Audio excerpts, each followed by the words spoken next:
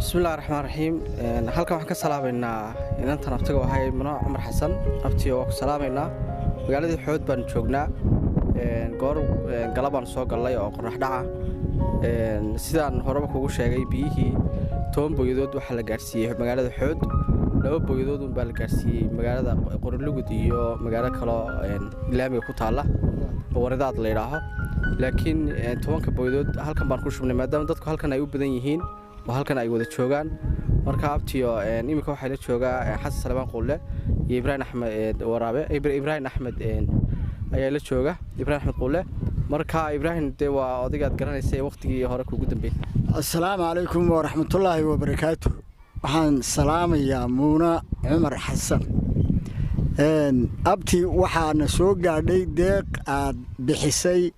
deeqdaas oo ah 10 booyadood oo biyaha oo uu soo gaarsiiyay ninka la yiraahdo Ibrahim Cariife 10kii booyadood haddii aanu nahay odayaasha reer Yuusuf Faarax gacantaanu kaga qabanay waanaanu qaybinay dadkii aanu u qaybinayna waa wada gaarsiinay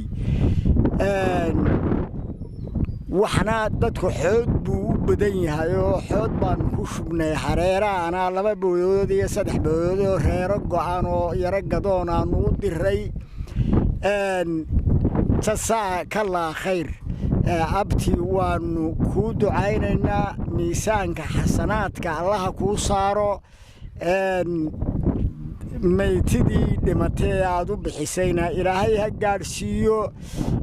annagana dhacaama shifalaho waxa noogu tartay Ilaahay ha nooga dhigo ha noo barakeeyo abti waanu ku ducaynaynaa deeqdiina saasaynu noo soo gaadhay hablaha kula mida ama inamada kula mida ama badmay dadka huwa kula midana waxaan rajaynaynaa inay sidaas oo kale yeelaan oo kugu daydaan waad mahadsan tahay iminkana Xasan Salmaan Qulle ayaa isla jooga isla uu oran doonaa wuxuu ku oranayo waad mahadsan tahay abti assalaamu alaykum wa rahmatullaahi wa barakaatuh Mano Cumar Xasan abti waa ku salaamay salaanta islaamka kugu salaamaya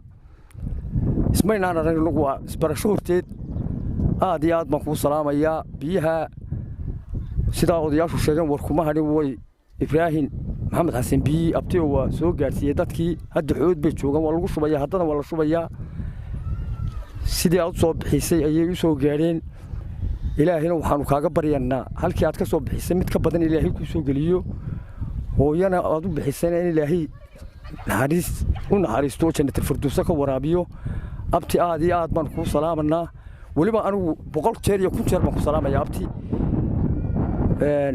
waad mahadsantahay Ilaahay baan mahadle waa ku mahad celinayna assalaamu alaykum wa rahmatullaahi wa barakaatuh